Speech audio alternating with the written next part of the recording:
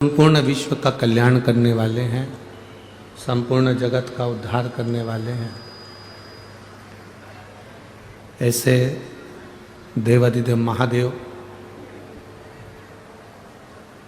और भगवान राम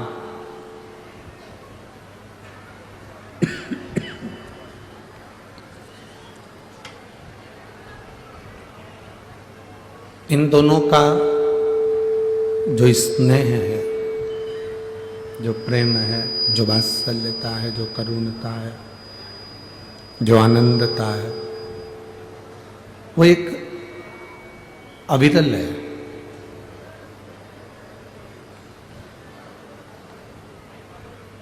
कभी कहीं नहीं देखा होगा आपने, राम जी शिव जी की आराधना करते हैं और भगवान शंकर राम जी की आराधना करते हैं। ये सारे स्पीकर चल रहा है, एक बार चेक करो। आशीष खड़े होकर सब जगह जाते हैं।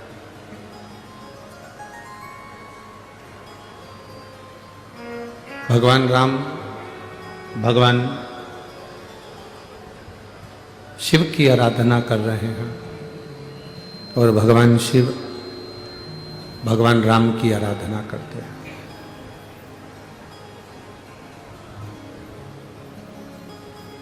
शिव महापुराण की कथा कहती है कि जिस दिन हम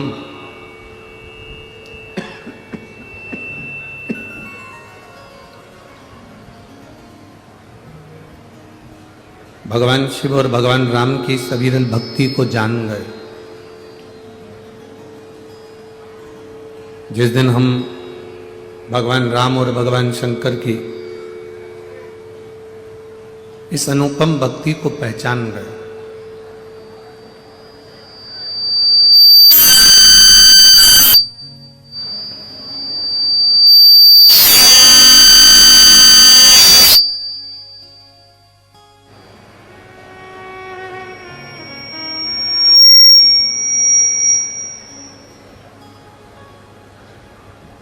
जिस दिन हम भगवान राम और भगवान शिव की अविरल भक्ति को जान जाएं, पहचान जाएं, उस दिन हमें ज्ञात हो जाएगा कि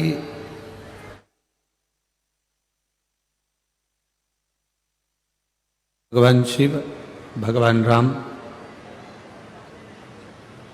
दोनों अलग नहीं हैं।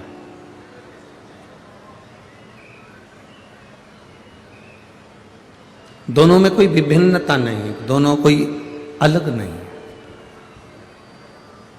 भगवान शंकर भगवान राम की आराधना करते हैं और भगवान राम भगवान शिव की आराधना करते हैं। दोनों एक दूसरे की आराधना में लीन हैं, दोनों एक दूसरे के सम्मान में लीन हैं।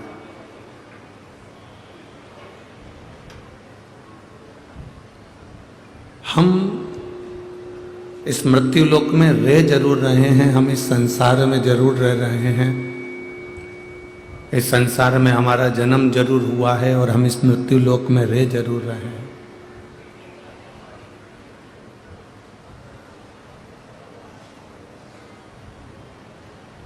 कहते हैं किसी के घर में हमारा जन्म हुआ, हम इंसान बनकर पैदा हुए। थोड़ा सावधानी रखकर इस कथा का स्मरण करेंगे। हम किसी के घर में इंसान बनकर पैदा तो हो जाते हैं, पर पैदा होने के बाद हमारे भीतर की इंसानियत कहाँ रह जाती है वो हमें समझ में नहीं आती है। इंसान बनने से ज़्यादा जरूरी है आपके भीतर इंसानियत को पैदा करना, इंसानियत लेकर आना, जिससे हम किसी के दुख को देखकर दुखी हो जाएं, किसी के सुख को देखकर हम सुखी हो जाएं। ये मनुष्य देह की सबसे बड़ी इंसानियत है, ये मानव के जीवन की सबसे बड़ी इंसानियत है।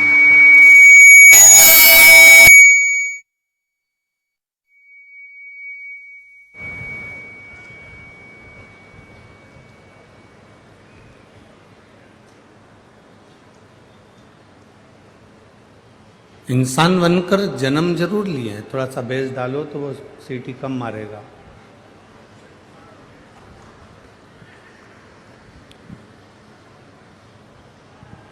इंसान बनकर जन्म लेना एक अलग क्रम है, पर वो इंसान के अंदर इंसानियत आना वो मूल है। सबसे ज्यादा जरूरी है हमारे भीतर की इंसानियत को प्रकट करना। भगवान राम भगवान शिव का भजन करते करते करते करते संपूर्ण 14 वर्ष तक वन में विचरण करते रहे, वन में भ्रमण करते रहे।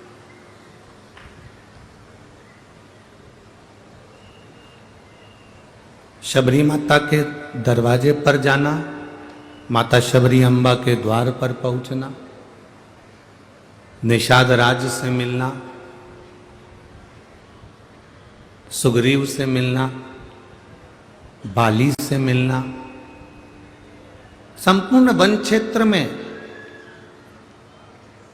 किसी सेठ के घर पर या किसी धनपति के घर पर या किसी अन्य के घर पर भगवान एक बार भी नहीं गए। गए तो शबरी अम्बा के दरवाजे पर, गए तो ऋषियों के दरवाजे पर, संतों के दरवाजे पर, गुरुजन के दरवाजे पर। अब ये तो राम जी थे जो गए तो एक साधारण भिलनी के दरवाजे पर, एक साधारण अम्बा के दरवाजे पर वो पहुंचे। अगर आज का व्यक्ति कहीं जाता है तो सबसे पहले ये देखता है कि वो हम जहाँ कथा में जा रहे हैं, हम जिस स्थान पर जा रहे हैं, हम जिस जगह पर जा रहे हैं, हम जिस गांव में जा रहे हैं, वहाँ का सबसे वीआईपी व्यक्ति कौन सा है, वहाँ का सबसे अच्छा व्यक्ति कौन सा है, वहाँ का सबसे जोरदार धनपति, सत्तापति, वैभवपति व्यक्ति कौन सा है।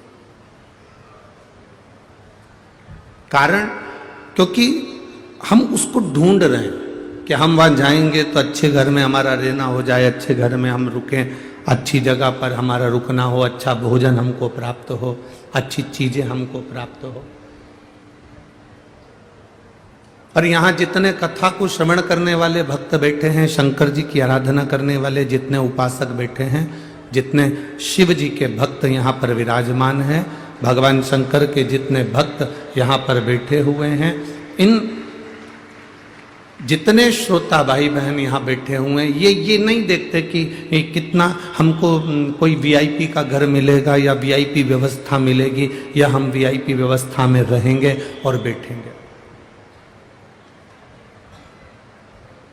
यहाँ पंडाल में जितने बैठे हैं ना, हम तो 40 गांव वालों से कहेंगे, अगर दिन में तुमको लगता है कि बहुत भीड़ है, हम कैसे कथा में जाएं, तो हमारा तो 40 गांव वालों से निवेदन रहेगा कि अपने पति पत्नी बच्चे परिवार को लेकर कुंभ के मेले में तुम भले ना गए हो, पर अपने 40 गांव में जो कुंभ भराया है इसका दर्शन करने जरूर है।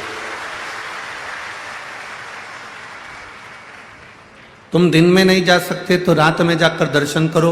अपने झोले में अपने घर से बेसन रोटी बना लो, पूड़ी सब्जी बना लो, पूरन पोली बना लो और आओ, और इस सुंदर कथा के मंडप में कोई शंकर का भक्त तुमको दिखे, उसके साथ बैठकर 2 रोटी खाकर जरूर जाना, थोड़ा पानी पीकर जरूर जाना। आपको मालूम पड़ेगा कि शुभ भक्ति किसको कहते हैं।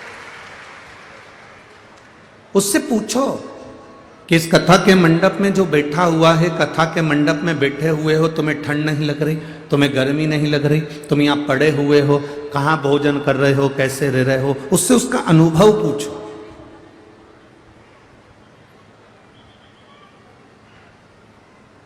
जैसे मेरे राम भ्रमण करते करते करते करते करते करते शबरी अम्बा के दरवाजे पर जाते हैं, मेरे राम भ्रमण करते करते निषाद राज के दरवाजे पर जाते हैं, मेरे राम भ्रमण करते करते सुग्रीव बाली के दरवाजे तक पहुंचते हैं, संत ऋषियों के दरवाजे तक पहुंचते हैं। शिव महापुराण की कथा कहती है, जो भगवान शंकर की कथा का रसास्वादन दिल से, आनंद से, भाव से श्रवण करता है, तो जैसे राम शबरी के दरवाजे पर जाते हैं, जब हम भगवान शंकर की अविरल भक्ति में डूब जाते हैं और भजन में डूब जाते हैं तो एक दिन राम हमारे भी दरवाजे पर पहुंच ही जाते हैं, ये निश्चित है।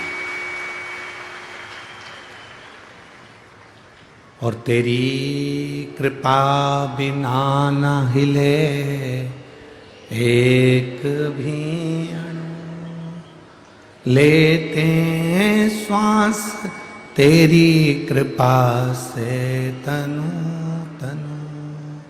हे गंगाधार मुक्ति द्वार ओंकार तू, भोले ओंकार तू। आयो शरण तिहारी शंभु तार तार तू। शिव कथा कर रही है, भगवान शंकर का संवाद कर रहा। सबसे पहली राम कथा का गायन किसने करा? जम के बोलो जरा, सब लोग बोलो। सबसे पहली राम कथा का गायन करा किसने? केवल एक देवाधिदेव महादेव ने। सबसे पहली रामचरित मानस की रचना किसने करी? बोलते जाओ जरा जल्दी जल्दी। सबसे पहली रामचरित मानस की रचना किसने करी? देवाधिदेव महादेव। रामायण की रचना करने वाले भी शिव हैं और राम कथा का वाचन करने वाले भी शिव, कोई दूसरा नहीं है।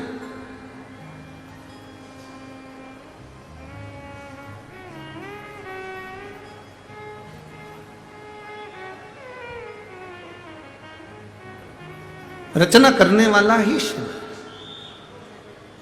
रामचरितमानस की रचना करना, रामचरितमानस का वाचन करना, ये मेरे देवाधिदेव महादेव ने किया। आप सभी के स्मरण में होगा,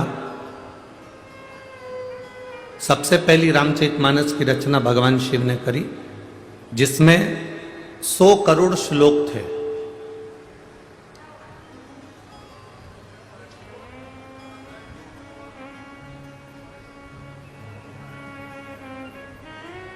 भगवान शंकर ने अपने हृदय में रख रखी थी। अमरनाथ की गुफा में, जब अमरनाथ की गुफा में माता पार्वती जी को लेकर पहुंचे, अमरनाथ की गुफा में जब माता पार्वती जी को लेकर भगवान शिव जाते हैं और वहां बैठकर भगवान राम की पवित्र कथा मेरे भोलेनाथ जी माता पार्वती को श्रवण कराते हैं।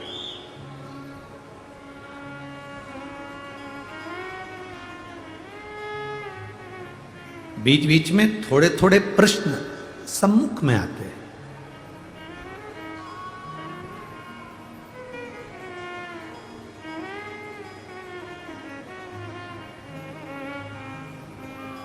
थोड़े थोड़े से प्रश्न सामने खड़े हो जाते हैं। स्वयं माता पार्वती जी ने शंकर भगवान से पूछ लिया था, बाबा आप जिस रामचरितमानस की रचना कर कर अपने हृदय में रखे हो और जो कथा आप मुझे श्रवण करा रहे हो, इसमें कितने श्लोक हैं? शिव जी ने कहा इसमें 100 करोड़ श्लोक हैं।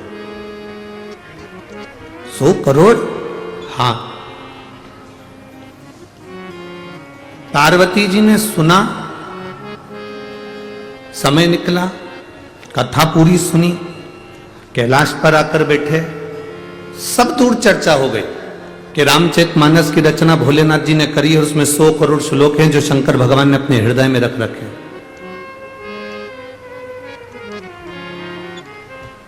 100 करोड़ श्लोक हैं जिसको भगवान शंकर ने अपने हृदय में रखे हैं।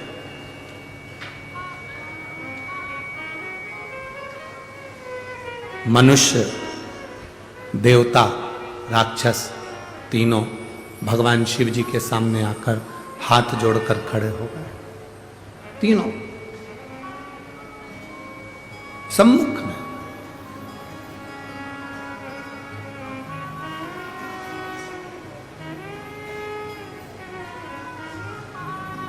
ए भाई, गाय चराने वाला गाय चराता है, गाय के शरीर में कुछ लग जाता है, कोई पत्ता लग गया, कोई पत्ती लग गई, कोई शरीर में कुछ लग गया, तो गाय को थोड़ी सी खुजाल चलने लगती है। जो ग्वाला होता है ना, गाय चराने वाला, वो गाय के शरीर पर हाथ फेरता है तो गाय को बड़ा अच्छा लगता है। आप लोगों ने कभी गाय के शरीर पर हाथ फेरा? जम के तो बोलो जरा, फेरा है ना? जब आप गाय के गले में हाथ फेरोगे तो गाय और आपके करीब में आएगी, और गले में हाथ फेरोगे तो गाय और करीब में आएगी। गौ माता के शरीर पर हाथ फेरोगे तो गाय और इठलाएगी, आपके पास में चिपक कर आए। ग्वाला कितनी गायों पर हाथ फेरेगा? फिर गाय क्या करती है कि उसके शरीर पर कोई हाथ नहीं फेरता तो गाय करेगी क्या? फिर कोई खंबा ढूंढती है, कोई पेड़ ढूंढती है, कोई दीवाल ढूंढती है। खंबा ढूंढा, दीवाल ढूंढी, पेड़ ढूंढा, किसी का ओटला ढूंढ लिया, फिर गाय क्या करती है? वहां जाकर अपने शरीर को घिसती है। आप लोगों ने देखा है ना? है? देखा है ना पक्का? गाय फिर अपने शरीर को उस जगह पर घिसती है। अब गाय का नियम हो गया, गाय को मालूम है कि मेरे शरीर में अगर खुजाल चली है, मेरे शरीर में कुछ तकलीफ है, तो मैं उस पेड़ के पास जाऊंगी, मैं उस खंबे के पास जाऊंगी, मैं उस दीवाल के पास जाऊंगी, मैं उस खूंटे के पास जाऊंगी और अपने शरीर को घिस लूंगी, और घिसूंगी तो मेरे शरीर को आराम मिलेगा। गाय भी, गौमाता भी एक खंबे को ढूंढ लेती है, गौमाता एक दीवाल को ढूंढ लेती है, गौमाता एक पेड़ को ढूंढ लेती है, गौमाता एक स्थान को ढूंढ लेती है जहां वो अपने शरीर को घिसती है तो उसको आराम मिलता है। शिव महापुराण की कथा कहती है, भगवान शंकर का संवाद कहता है, शिव तत्व कहता है, भगवान शंकर की पवित्र शिव महापुराण की कथा वर्णन करती है। महाराज, जैसे गाय एक स्थान को ढूंढकर अपने शरीर को घिसती है तो उसको आराम मिलता है, उसी तरह ये मन जब पूरे वन में भटक रहा हो, संसार में भटक रहा हो, कुटुंब में भटक रहा हो, परिवार में भटक रहा हो, और इस मन को कहीं शीतलता नहीं मिलती, तब ये महादेव के चरणों में जाकर ये मन अपना घिसा जाता है, तब इस मन को भी शीतलता का अनुभव होगा।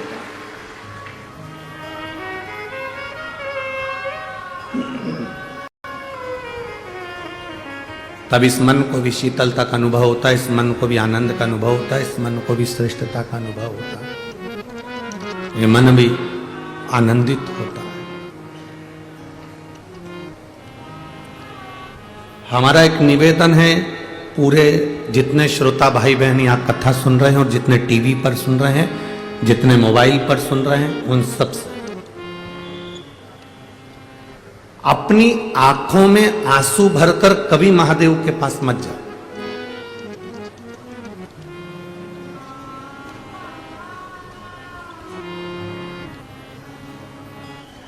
कितना भी दुख हो, कितनी भी तकलीफ हो, कितना भी कष्ट हो, आंख में आंसू नहीं आना चाहिए।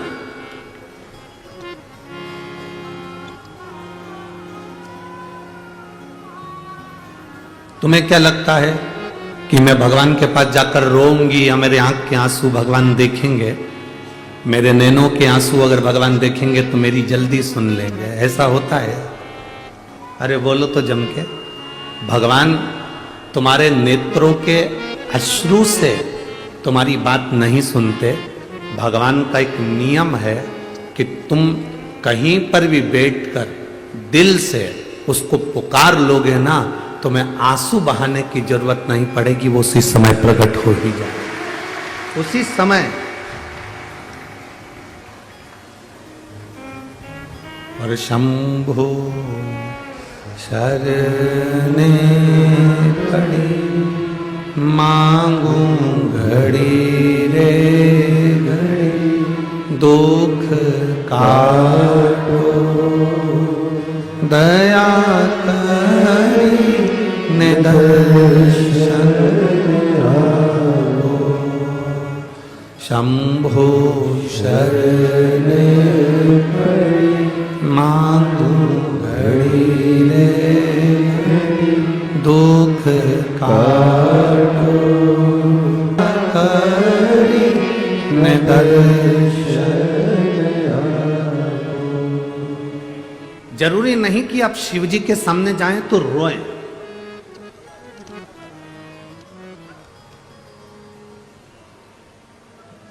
पर कई लोग हैं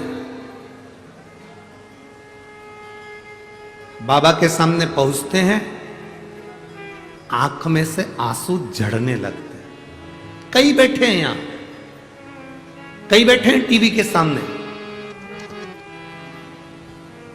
कई बैठे हैं मोबाइल के सम्मुख में कथा सुन रहे हैं। भगवान के सामने पहुंचे और उनकी आंख में आंसू आए।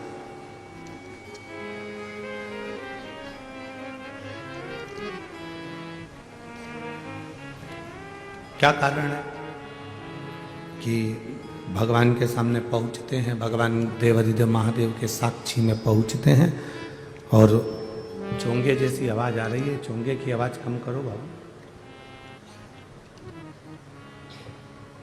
शिव की साक्षी में जब पहुंचते हैं, भगवान की साक्षी में जब पहुंचते हैं तो तुरंत उनकी आंखों में अश्रु भर आता है। कारण क्या है? किस कारण?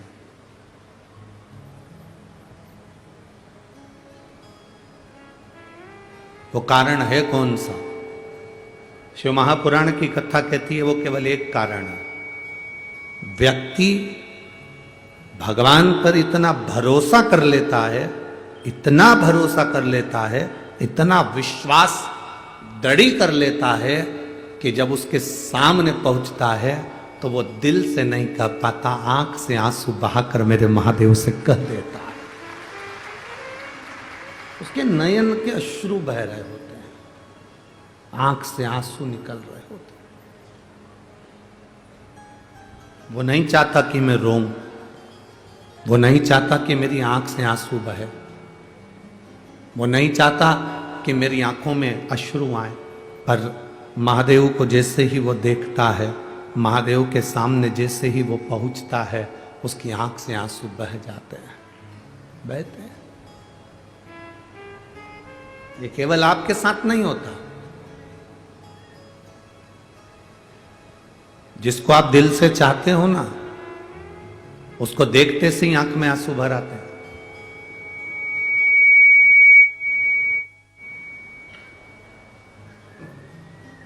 जिसके प्रति प्रेम होता है, जिसके प्रति स्नेह होता है, उसको देखते से ही अश्रु निकल जाते हैं।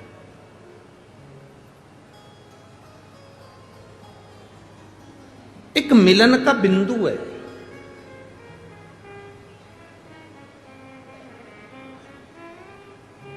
एक बेटी ने आकोला की कथा में एक प्रश्न किया था, वो प्रश्न आज स्मरण में आया है तो आप लोगों के बीच में हम कहें। एक बेटी ने आकोला है, तो प्रश्न का उत्तर भी तुमको देना चाहिए। हमारे तो एक गांव का रहने वाले, कोई आकोला का रहने वाला, कोई धुलिया का रहने वाला, कोई औरंगाबाद का रहने वाला, कोई छत्रपति संभाजी नगर, कोई कहीं, कोई कहीं, कोई कहीं। पर तुम्हारे तो गाँव का नाम ही 40 गांव है। 40 गांव एक जगह मिल गए, मतलब 40 तरह के लोग, 40 समाज के लोग, 40 विचार के लोग एक जगह पर एक जैसे रहते हैं, वो गांव है 40 गांव।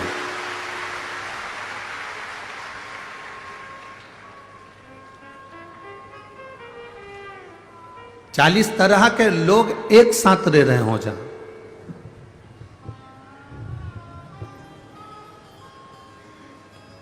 40 तरह के लोग एक जगह पर, 40 विचार के लोग एक जगह पर, 40 विचार मंच के लोग, 40 समाज के लोग एक जगह पर रहकर अपने दिल की बात एक जगह स्थिर कर कर रखते हैं, वो 40 गांव।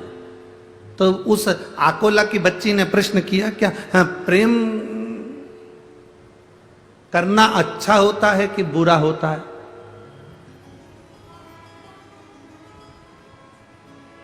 देव जरा उत्तर देव।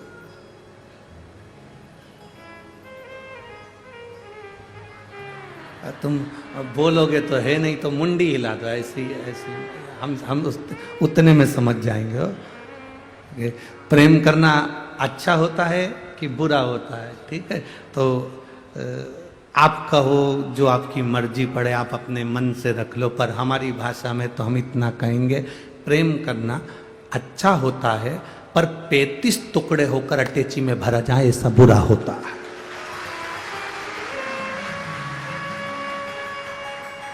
हमारी भाषा में हम कहेंगे प्रेम करना अच्छा होता है, मना नहीं है। राधा कृष्ण का भी प्रेम है, राम लक्ष्मण का भी प्रेम है, एक बाप और बेटी का भी प्रेम है, एक बहन बहन का प्रेम है, एक स्नेह बहनों का भी होता है, भाई का भी होता है। प्रेम करना मना नहीं है, पर ऐसा प्रेम करना बेकार है जिसमें तुम्हारे टुकड़े होकर तुम्हें फ्रिज में भर दिया जाए या अटैची में भर दिया जाए, वो प्रेम बेकार है। वो प्रेम हमारी दृष्टि में पूर्ण तरह से बेकार। आप प्रेम करो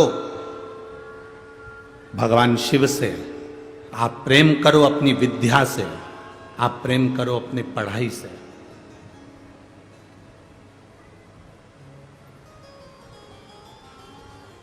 आप अपने कैरियर से प्रेम करिए, आप अपने लक्ष्य से प्रेम करिए, आप अपनी उमंगता और उत्साह से प्रेम करिए। जिंदगी में मुझे कितना भी दुख मिले और मैं भगवान के भरोसे पर चलूं, यह आत्मीय प्रेम है, आत्मीय। हम मना नहीं करेंगे कि ये कई लोग बड़ी गुरुजी, कई लोग कहते हैं महाराज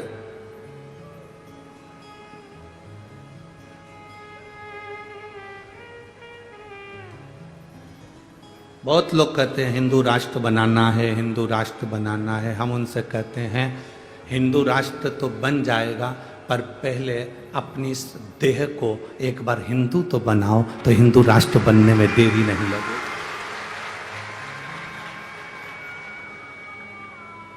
हिंदू राष्ट्र बनने में देरी नहीं लगेगी, पहले ये देह, ये शरीर हमारा हिंदू तो बने। आज घर में रहने वाले 4 भाई एक दूसरे को खाने दौड़ रहे हैं। आज परिवार में रहने वाले 5 लोग आपस में बोल चाल नहीं रहे हैं। सास अपने कमरे में पड़ी रहती है, बहू अपने कमरे में पड़ी रहती है, बेटी आती है और मिली जुली, झोला लिया, सामान भरा, वो चली। रिश्तेदार आए, उनका काम निकला, वो चले। हिंदू राष्ट्र बनने से पहले अपने शरीर को, अपनी देह को हिंदू बनाना पड़ेगा। वो हिंदू बनाने का सबसे सुंदर तरीका है कि हमारा पूरा परिवार हफ्ते में कम से कम एक बार साथ बैठकर भोजन करे और एक बैठकर भजन करे। हम चले हैं कि हिंदू राष्ट्र बनाना है, हिंदू राष्ट्र, पर पहले अपने शरीर को, अपनी देह को तो हम हिंदू बनाएं। हमारे घर में 4 लोग रह रहे हैं, चारों अलग अलग दिशा में। बेटा बाप की नहीं सुनता, बाप बेटे की नहीं सुनता, पत्नी पति की नहीं सुनती, पति पत्नी की नहीं सुनता, भाई बहन की नहीं सुनता, बहन भाई की नहीं सुनता, भाई भाई की नहीं सुनता, कोई किसी को सुनने को तैयार नहीं है। परिवार में रह रहे हैं, पर ऐसे रह रहे हैं जैसे कि ना जाने कौन सा युद्ध इनके बीच में हो गया। कोई किसी को पूछने को तैयार नहीं, कोई किसी से बोलने को तैयार नहीं, कोई किसी का आदर करने को तैयार नहीं, कोई किसी का सत्कार करने को तैयार नहीं। अपने परिवार में, अपने घर में एक दिन ऐसा बनाओ जिस दिन मेरा पूरा घर का बच्चा एक साथ बैठे और एक साथ बैठकर भोजन करे, अपने विचार सामने रखे, अपनी भावनाएं सामने रखे।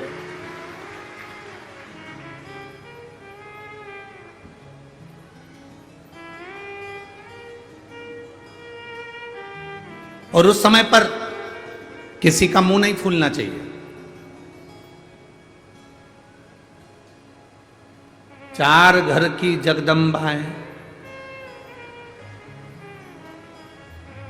एक जगह पर बैठ कर भोजन कर लें, बहुत बड़ी बात है। एक आती है आटा उसन कर जाती है, दूसरी जगदम्बा आती है रोटी सेक कर जाती है, तीसरी आती है सब्जी कतर के जाती है, चौथी आती है सब्जी बघार जाती है, और मालूम पड़े कि वो पूरा भोजन ठंडा हो गया, जिसकी मर्जी पड़े पड़ाए खाओ, खुद के पति आए सिर पे पल्लू लेके आई, गरम करा खिलाया, और मालूम पड़े कोई दूसरा आया, ऐसा कैसे ही पड़ा कि पड़ा भोजन दे दिया। इसमें हमारा प्रेम नहीं झलकता बाबा, इसको स्नेह नहीं कहते। मेरे भोलेनाथ जी ने ये सब चीजों बहुत दूर रखी है, सब चीजें दूर।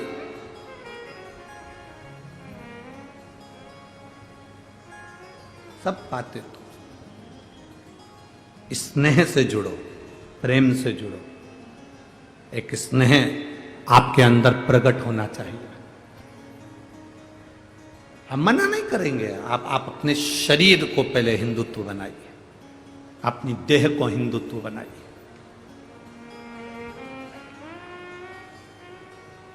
अगर आज मालूम पड़े कि हम आपस में लड़ते रह जाएं, हम आपस में झगड़ते रह जाएं, तो आने वाले समय में फिर हम एकजुट रहकर नहीं रह सकते, एकजुट होकर नहीं रह सकते। आए मेरे महादेव ने के सामने, मेरे शंकर जी के सामने देवता भी आए, असुर भी आए, मनुष्य भी आए। तीनों ने हाथ जोड़कर कहा आपके पास में 100 करोड़ श्लोक हैं, रामचरितमानस की आपने रचना करी है, वो हमको दे दो। भगवान शंकर ने कहा क्या करोगे तुम लोग, हमें उन श्लोकों को पढ़ना है। 100 करोड़ श्लोक के भगवान शंकर ने बराबर के हिस्से कर दिए, 33 करोड़ श्लोक तीनों को बांट दिए। शिव जी के पास में 1 करोड़ श्लोक बचे।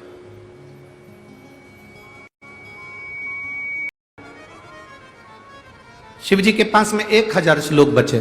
थोड़ी देर बाद मनुष्य देवता राक्षस फिर आ गए, भोलेनाथ आपके पास में 1000 श्लोक हैं। शंकर भगवान ने 3300 श्लोक तीनों को बांट दिए, शिव जी के पास 100 श्लोक बचे,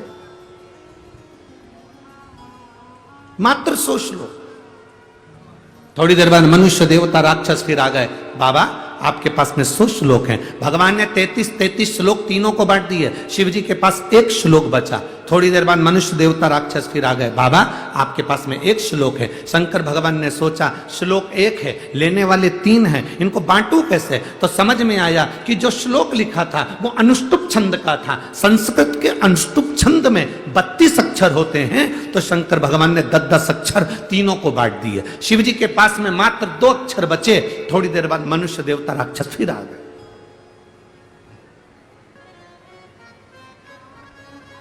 थोड़ी देर बाद मनुष्य देवता राक्षस फिर आए और आकर कहा बाबा आपके पास में 2 अक्षर हैं, वो हमको दे दीजिए। मेरे देवादिदेव महादेव ने कहा मनुष्य देवता राक्षसों से मैंने पूरी रामचरितमानस तुमको दे दी, पर ये 2 अक्षर मैं किसी को नहीं दे सकता, क्योंकि यही मेरी जिंदगी का सार है। आप मत दो, पर ये तो बता दो कि दुनिया को सब कुछ देकर तुमने वो 2 अक्षर कौन से अपने पास रखे? शंकर जी ने कहा एक रा और दूसरा माँ, ये मैंने अपने पास रखा, ये मेरे करीब में, मेरा अपना, मेरे अपने पास में है। एक रा और दूसरा माँ। राम मेरे महादेव ने अपने पास में रखा, बाकी का सबको दे दिया। तुम्हें जो ले जाना है ले जाओ, तुम्हें जो लेकर जाना है जाओ।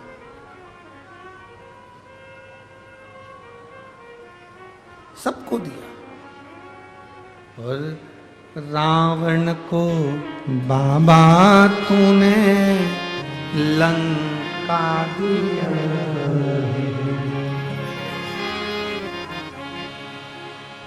भस्मासुर को तूने कंगन दिया है।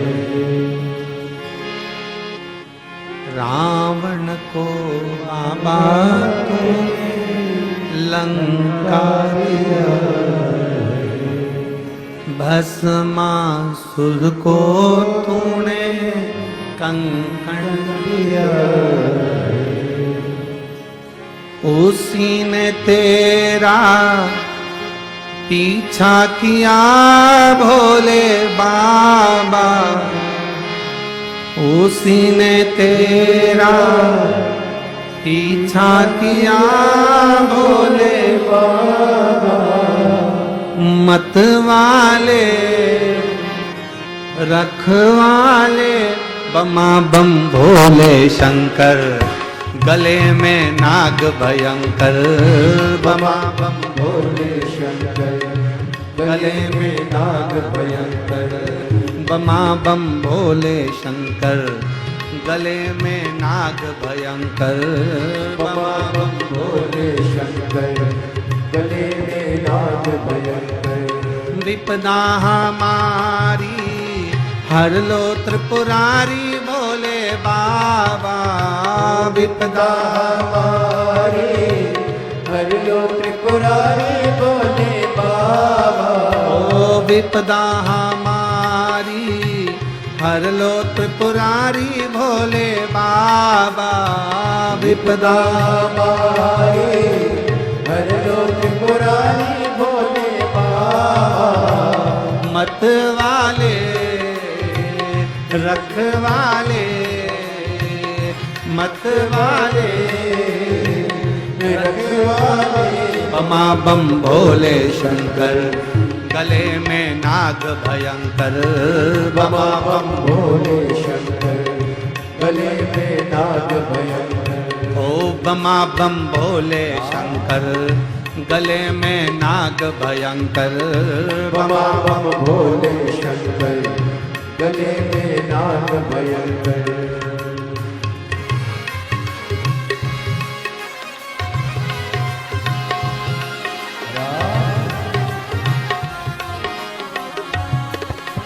शपू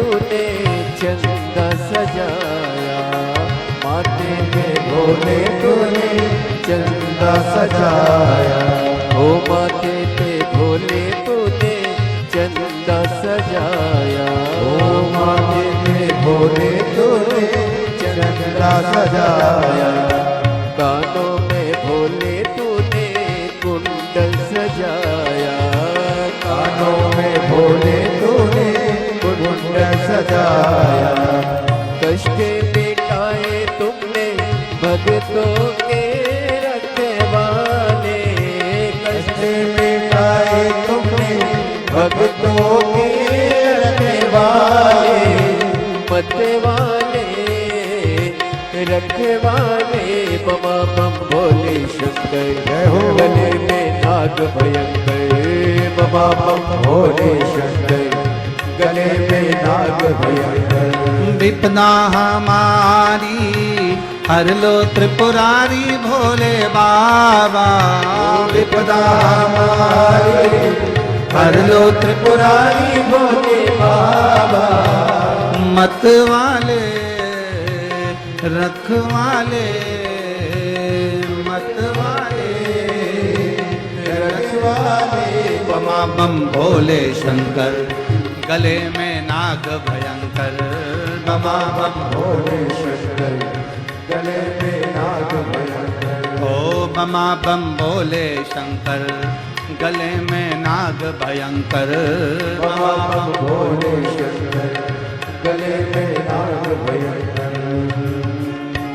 रावण को बाबा तूने लंका दिया है, रावण को बाबा तूने लंका दिया है, भस्मासुर को तूने कंकण दिया है, भस्मासुर को तूने कंकण दिया है, रावण को बाबा तूने लंका दिया है, रावण को बाबा तूने लंका दिया है, भस्मासुर को तूने कंकण दिया है, भस्मासुर को तूने कंकण दिया है, उसी ने तेरा पीछा किया भोले बाबा, उसी ने तेरा पीछा किया भोले बाबा, उसी ने तेरा पीछा किया भोले बाबा, उसी ने तेरा पीछा किया भोले बाबा, मत वाले रखवाले, मत वाले रखवाले, बमा बम भोले शंकर, गले में नाग भयंकर, बाबा बम भोले शंकर, गले में नाग भयंकर, ओ बमा बम भोले शंकर, गले में नाग भयंकर, बाबा बम भोले शंकर, गले में नाग भयंकर, बमा बम भोले शंकर, गले में नाग भयंकर, बाबा बम भोले शंकर, गले में नाग भयंकर, हार हार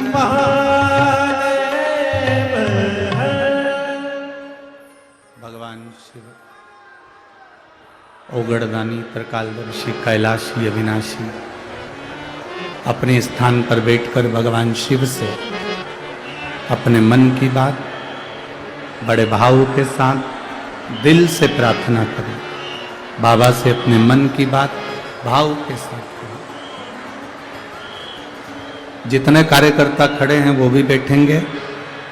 बार बार ये अपने नगर में अपने 40 गांव में शिव पुराण नहीं होती।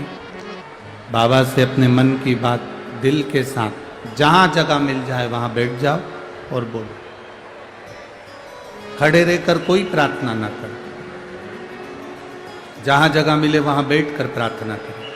भाव से पुकारेंगे, भाव से बाबा से विनती करें। श्री शिवाय नमस्तु। श्री शिवाय नमस्तु श्री शिवाय नमस्तु श्री शिवाय नमस्तु श्री शिवाय नमस्तु भोला सब दुख काटो ओ भोला सब दुख काटो शिव शंकर जपो तेरी माला भोले बाबा जपो तेरी माला भोला सब दुख काटो मारा ओ भोला सब दुख काटो वेश मंगल मंगलकारी वेश मंगल मंगलकारी शमशान वासी हमारा शमशान वासी हमारा ओ भोला सब दुख काटो ओ भोला सब दुख काटो। भगवान शिव ओगड़दानी त्रिकालदर्शी कैलाशी अविनाशी देवाधिदेव महादेव की कथा कहती है। शिव अपने पास में कम रखकर दुनिया के लोगों को ज्यादा देते हैं। शंकर अपने पास जितना नहीं रखते जितना दुनिया के लोगों को वो दे देते हैं।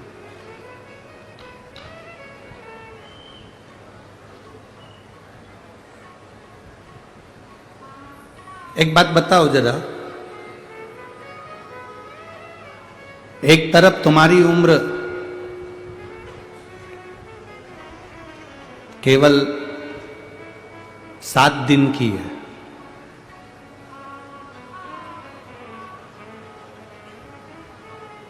सात दिन बाद मरना है,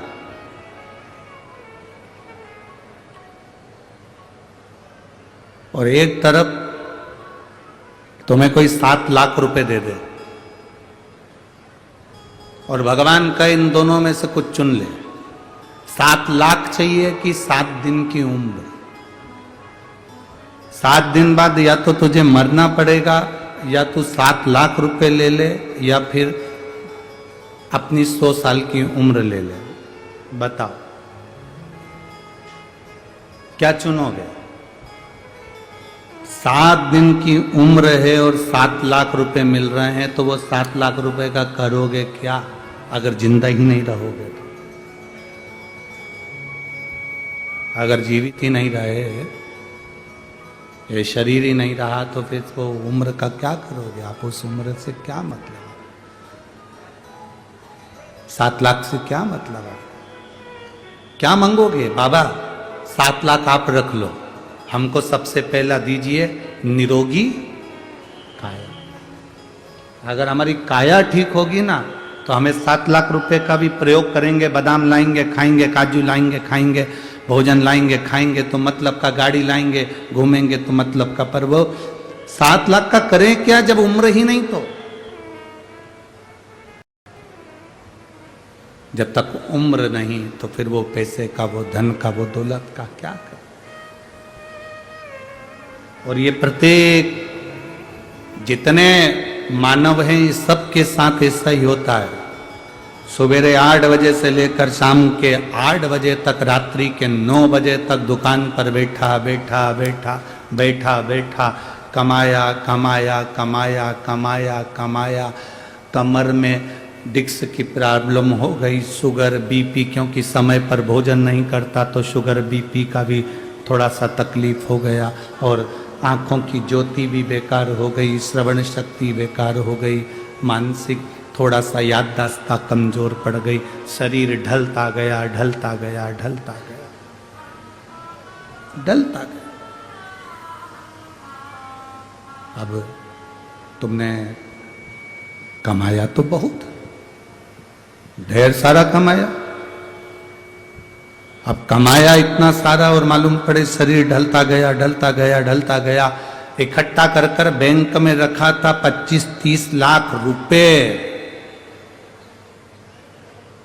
जिंदगी भर कमाते कमाते आखिरी में शरीर में रोग हो गया और रोग होने के बाद दिखाने के लिए नासिक में गए या छत्रपति संभाजी नगर दिखाने के लिए शरीर को गए और डॉक्टर ने कहा 5 लाख रुपए की जांच होगी। 3 लाख रुपए की जांच होगी, 4 लाख रुपए की जांच होगी। जांच करी, कमाया था 25 लाख, जोड़ के रखे थे और मालूम पड़े वो सारे के सारे धीरे धीरे धीरे धीरे शरीर की बीमारी में लगते चले गए। तो फिर जोड़ने का फायदा क्या हुआ?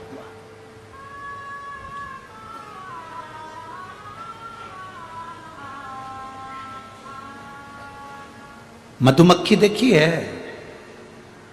अरे बोलो तो जम के, क्या करती है? फूलों का रस लेती है, शहद बना देती है, सोचती है बाद में खाऊंगी,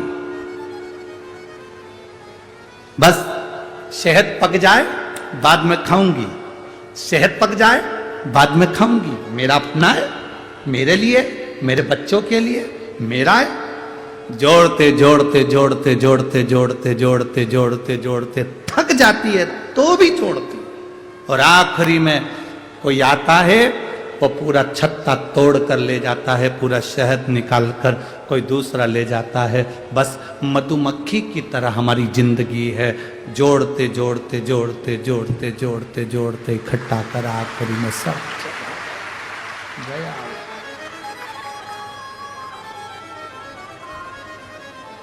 शंकर जी की कथा क्या कहती है, बाबा भोलेनाथ जी का चरित्र क्या कहता है, शिव महापुराण की कथा क्या कहती है, भगवान शंकर का चरित्र क्या कहता है कि प्रतिदिन ऐसे जियो, रोज की जिंदगी तुम्हारी ऐसी जियो, प्रतिदिन की जिंदगी तुम्हारी ऐसी जियो कि कल आएगा कि नहीं आएगा पता नहीं है, आज ही फुल एंजॉय में जीना है, फुल एंजॉय। अलमारी में साड़ियां भरी पड़ी हुई है और घर में साड़ी ऐसी पहन रहे हो कि पूरे छीतड़ा छीतड़ा निकल रहा है। तुमसे अच्छी तो रोज पोछा लगाने झाड़ू लगाने जो आती है ना, ऐसी टिपटाप होकर आती। 6,000 रुपए महीना तुम्हारे घर से मिलता है, 7,000 रुपए महीना तुम्हारे घर से मिलता है, 9,000 रुपए महीना तुम्हारे घर से मिलता है, इससे ज्यादा कोई देती भी नहीं होगी हो, फालतू की बात। वो काम करने वाली बर्तन मांजड़े, झाड़ू लगाए पोछा लगाए, वो तुम्हारे घर में काम करने आए, तुम्हारे बच्चों को संभालने आए, वो टिपटाप रे 5-6 हजार में, और तुम 50,000 रुपए महीना कमाओ तो भी मुसद्दी लाल जैसी बैठ। क्या मतलब का जीवन? कई बार तो तुम अपनी नौकरानी से पूछ लेती है, क्यों री आज तो बड़ी टिपटाप दिख रही है। नौकरानी भी कह देती है, मैम साहब किसके लिए जोड़ूं तुम बताओ, है मरी जा रही पत्थर घिस घिस के जोड़ जोड़ के, अपने ऊपर खर्च नहीं करूं तो किस पे करूं। मैम साहब को सुबह 8 बजे से गीता जी का ज्ञान मिल गया और स्वयं सामने गीता खड़ी ज्ञान भी दे रही, तो भी मैम साहब की शुद्ध नहीं, वही निकाल ली, वही पहन ली, अलमारियों में जमी है, देवर के लड़के की शादी होगी तब ये वाली पहनूंगी, उससे पहले निपट गई तो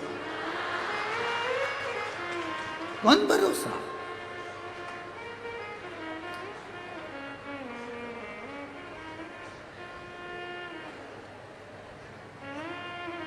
क्या भरोसा है जीवन का? साथ देती नहीं ये किसी, क्या भरोसा है इस जिंदगी क्या भरोसा। प्रथम सुख निरोगी काया। आप दुनिया के कितने बड़े करोड़पति हो, हमने पहले भी एक बार कथा में कहा था, जलगांव की कथा में कहा था, दुनिया का सबसे बड़ा सेठ, दुनिया का सबसे बड़ा पैसे वाला, दुनिया का सबसे अमीर व्यक्ति, दुनिया का सबसे करोड़पति व्यक्ति, दुनिया का सबसे अमीर व्यक्ति कौन है? तो हमने जलगांव की कथा में कहा था, दुनिया का सबसे बड़ा सेठ वो है जिसके सोने वाले कमरे में, जिसके बेडरूम में कोई दवाई नहीं है, वो दुनिया का सबसे बड़ा सेठ है।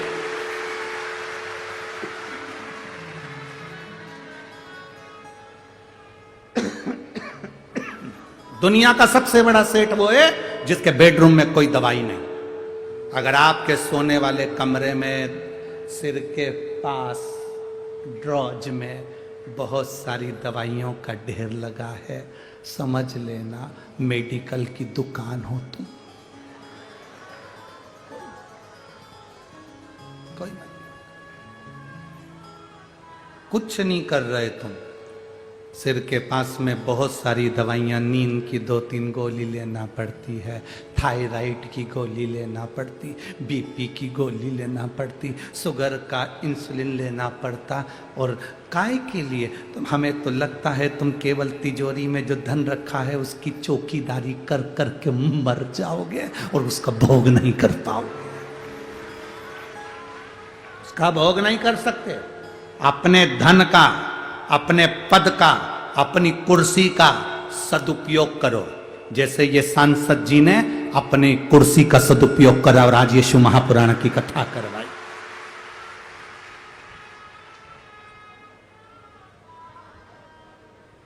मैं माननीय श्री उन्मेष जी पाटिल जी को और उनकी धर्मपत्नी श्रीमती संपदा जी पाटिल जी को धन्यवाद दूंगा। बहुत बहुत साधुवाद है। आपने अपने क्षेत्र में कितना भी रोड बनवाया हो, कोई भी काम करा हो, पर उससे बड़ा काम आपने ये कर दिया कि क्षेत्रवासियों के कल्याण हेतु उनका दिल था। कोई कोई तो जा नहीं पाते थे सीहोर तक, कोई जा नहीं पाते थे जलगांव तक कथा सुनने, उनके लिए तुम गंगा जी को खींचकर 40 गांव तक लिया।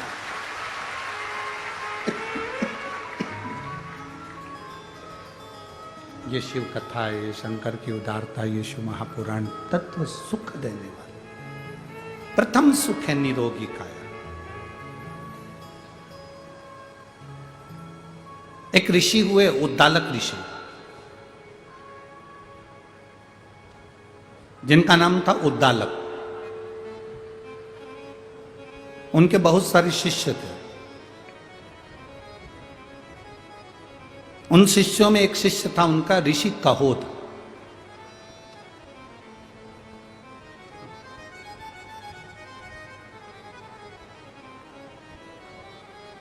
ऋषि कहोद,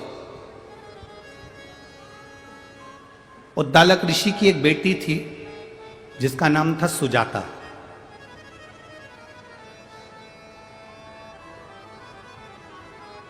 सुजाता